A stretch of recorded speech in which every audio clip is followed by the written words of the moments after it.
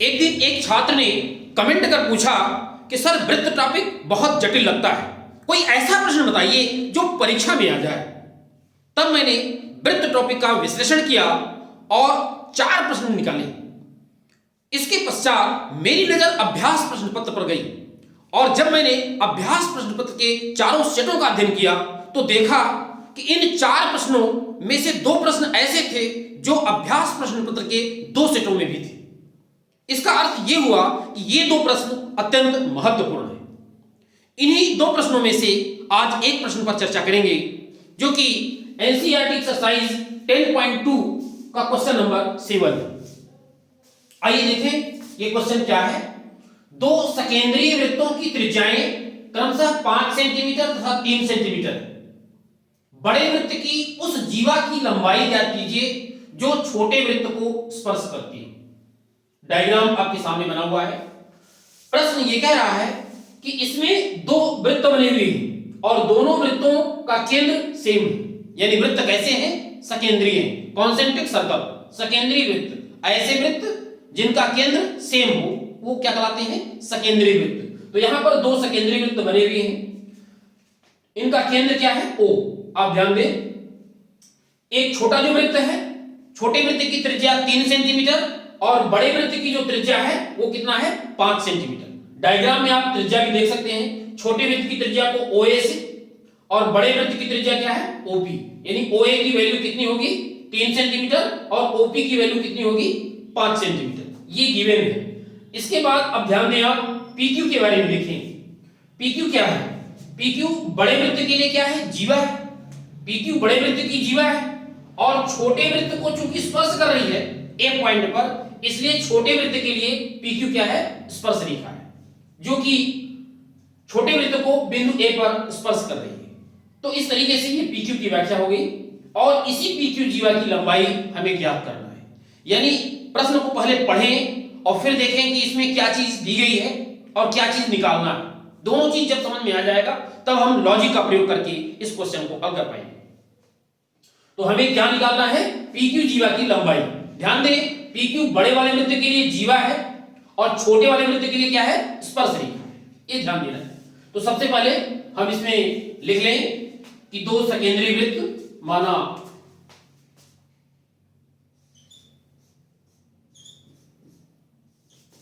दो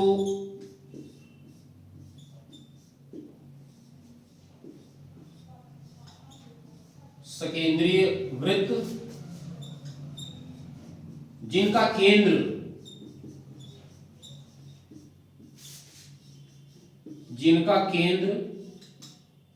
O है।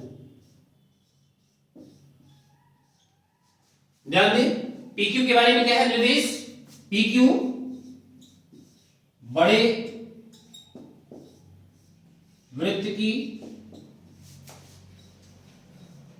जीवा है। PQ बड़े वृत्त की जीवा है जो छोटे वृत्त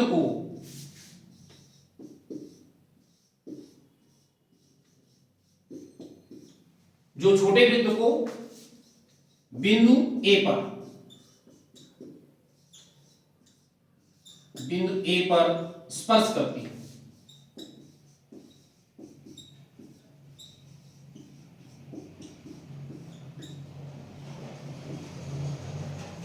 इसलिए PQ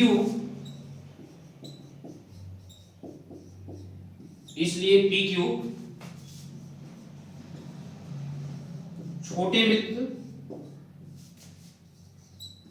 वृत्त की स्पर्श रेखा।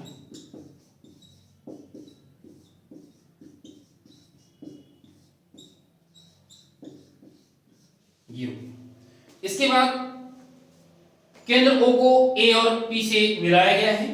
तो यहां पर लिख दें केंद्र O को A तथा P से मिलाया, A तथा P से मिलाया। अब यहां पर आप ध्यान दें, OA की वैल्यू कितना हो जाएगी? OA बराबर 3 सेंटीमीटर। OA क्या है? छोटे वृत्त की त्रिज्या। साथ साथ ओपी क्या है, बड़े वृत्त की त्रिज्या, तो ओए बराबर 3 सेंटीमीटर तथा ओपी बराबर 5 सेंटीमीटर। अब यहां पर एक लॉजिक लगाते हैं। लॉजिक ये लगाएंगे कि PQ जो है वो छोटे वाले वृत्त के लिए क्या है, स्पर्श रेखा है। अब ध्यान दें, ए क्या है, स्पर्श बिंदु, ए स्पर्श बिंदु है और OA छोटे वृत्त की त्रिज्या है, यानी स्पर्श बिंदु से होकर जाने वाली त्रिज्या। स्पर्श रेखा स्पर्श बिंदु से होकर जाने वाली त्रिज्या पर लंब होती है। ये 10.1 थ्योरम, स्पर्श बिंदु से होकर जाने वाली त्रिज्या पर लंब होती है। इसका मतलब हुआ कि ये जो एंगल है OAP ये 90 डिग्री, ये एंगल 90 हुआ, मतलब OAPQ पर क्या है, लंब है, या यूं कहें कि एंगल OAP की वैल्यू कितना है, 90। तो यहां पर हम यूज करें कि चूंकि OA छोटे वृत्त की त्रिज्या है, चूंकि OA छोटे वृत्त की त्रिज्या है, अतः OA लंब होगा किस पर, स्पर्श रेखा PQ पर। OA लंब PQ, यहां पर आप रीजन दे देंगे। OA लंब PQ का रीजन क्या है, स्पर्श रेखा, ध्यान दें, स्पर्श रेखा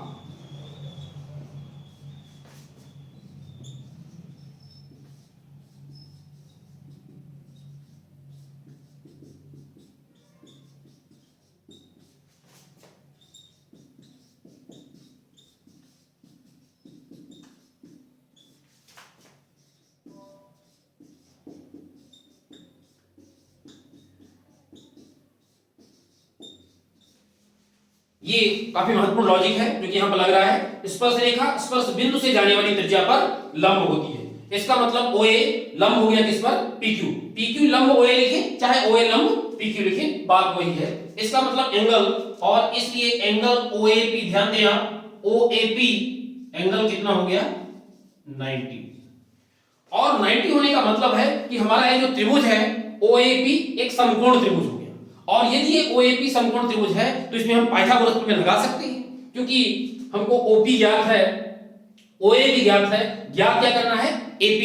यदि AP मिल जाएगा तो हम PQ ज्ञात कर सकते हैं। तो इस समकोण त्रिभुज में हम पाइथागोरस प्रमेय अब यूज करेंगे। तो आइए पाइथागोरस प्रमेय लगाते हैं। समकोण त्रिभुज OAP में पाइथागोरस प्रमेय यूज करते हैं।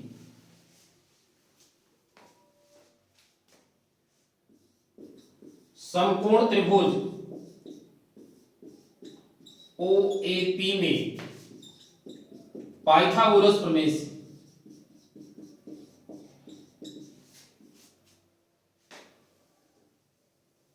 पाइथागोरस प्रमेय लगा दी।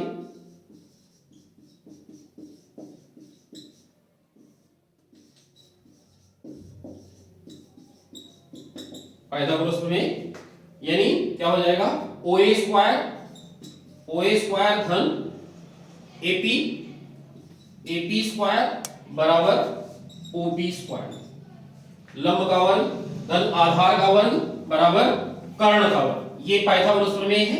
आप ध्यान दें, OA क्या हो गया, लंब हो गया, लंब का वर्ग, AP आधार का वर्ग बराबर OP क्या, कर्ण का वर्ग। और इस तरीके से अब इसमें आप वैल्यू रख सकते हैं। जैसे OA की वैल्यू कितना दिया हुआ है, OA की वैल्यू 3 सेंटीमीटर, ये 3 का स्क्वायर हो गया। AP आपको याद करना है, OP दिया है कितना, बड़े वृत्त की त्रिज्या है 5 सेंटीमीटर। और इस प्रकार से आप देख सकते हैं कि यहां पर कैलकुलेशन करने पर ये 9 हो जाएगा, और ये हो गया AP स्क्वायर बराबर कितना, 25। और इस तरीके से AP स्क्वायर बराबर 25 माइनस 9 का ट्रांसफर कर दें, -9। तो AP स्क्वायर की वैल्यू निकल के कितना आ रही है, 16। 25 में 9 घटा दें, आपको मिल गया कितना, 16। और 16 का वर्गमूल यदि लेंगे, यानी AP की वैल्यू जब निकालेंगे तो कितना निकल के आ जाएगा, 4। तो AP बराबर हो गया कितना, 4 सेंटीमीटर। ध्यान दें, हमें AP नहीं निकालना है, हमें क्या निकालना है, PQ निकालना है। अब यहां पर एक प्रमेय फिर लगाते हैं। बड़े वृत्त के हिसाब से अब देखें, बड़े वृत्त के हिसाब से PQ क्या है, जीवा है, और यहां पर एंगल कितना है, 90। इसका मतलब OA इस जीवा पर क्या है, लंब है। मतलब वृत्त के केंद्र से जीवा PQ पर डाला गया लंब, OA क्या है, जीवा PQ पर डाला गया लंब, वृत्त के केंद्र से जीवा पर डाला गया लंब जीवा को क्या करता है, समद्विभाजित करता है। इसका मतलब ये हुआ कि A से P तक की दूरी, A से Q तक की दूरी के क्या हो जाएगी, बराबर हो जाएगी। तो यहां पर एक थ्योरम लगा सकते हैं ये कि चूंकि PQ बड़े वृत्त की जीवा है, बड़े वृत्त की जीवा है तथा OA लंब है इसका, तथा OA PQ पर लंब है, और इसलिए AP बराबर क्या हो जाएगा, AP बराबर AQ, AP बराबर AQ। यहां पर आप यूज कर सकते हैं थ्योरम इस तरीके से, क्या, वृत्त के केंद्र से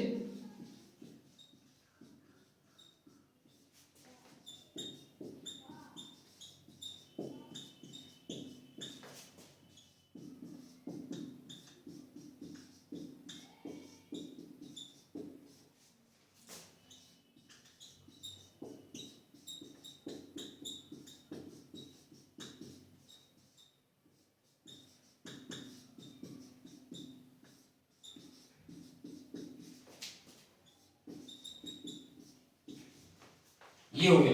ये स्टेटमेंट काफी महत्वपूर्ण है। इस स्टेटमेंट के माध्यम से हम AQ को फाइंड कर पाएंगे। AP हम निकाल लिए पाइथागोरस प्रमेय से, और AQ निकालने के लिए इस स्टेटमेंट का प्रयोग करेंगे, और AQ की वैल्यू निकल के आ रही है कि AP के बराबर ही होगी। AP अभी हमें मिला है कितना, 4, AP मिला है 4, तो AQ भी कितना हो जाएगा, ये 4 मिला है, तो AQ भी कितना हो गया, 4। AQ की वैल्यू निकल के आ गई 4। अब हमें निकालना है किसकी वैल्यू, PQ की वैल्यू। तो लास्ट में हम PQ की वैल्यू कैसे निकालेंगे, ध्यान दें, लास्ट में देखिए, अतः जीवा PQ, अतः जीवा PQ की लंबाई, जीवा PQ की लंबाई बराबर कितना, ध्यान दें, AP plus AQ, AP plus AQ दोनों को जोड़ दें, और AP भी निकल के आ रहा है 4, और AQ भी कितना आ रहा है 4, तो इसका मतलब ये कितना हो गया, 8 सेंटीमीटर। मतलब हमारे जीवा की जो लंबाई है वो कितना निकल के आ गई, 8 सेंटीमीटर। यही 8 सेंटीमीटर आपका आंसर है। यही पूछा था क्वेश्चन में कि बड़े वृत्त की उस जीवा की लंबाई ज्ञात कीजिए जो छोटे वृत्त को स्पर्श करती है। तो छोटे वृत्त को स्पर्श कर रही है PQ, और बड़े वृत्त के लिए जीवा है, और इसकी लंबाई निकल के कितना आ रही है, 8 सेंटीमीटर। इस तरीके से आपको प्रश्न लगाना है। मतलब इस प्रश्न में 2 स्टेटमेंट यूज हुए। एक स्टेटमेंट ये कि वृत्त के केंद्र से जीवा पर डाला गया लंब जीवा को समद्विभाजित करता है, और एक स्टेटमेंट क्या हुआ है कि स्पर्श रेखा स्पर्श बिंदु से होकर जाने वाली त्रिज्या पर लंब होती है। दोनों स्टेटमेंट आपको इस क्वेश्चन के सॉल्यूशन में देना है, तभी आपका नंबर पूरा मिलेगा, तभी कंप्लीट माना जाएगा, अदरवाइज कुछ नंबर कट जाती है। तो आप ध्यान दें, इसको विधिवत लगाएं, समझें। फिर भी कहीं पर समझ में नहीं आता है तो कमेंट बॉक्स में जरूर लिखें, ताकि आपको उसका हल मिल सके। यदि यह वीडियो अच्छा लग रहा हो तो वीडियो को लाइक करना न भूलें, चैनल को सब्सक्राइब करें, बेल आइकन को टच करें, ऑल बटन को क्लिक करें। मिलते हैं फिर पुनः इसी प्रकार की शैक्षणिक जानकारी के साथ, तब तक के लिए धन्यवाद।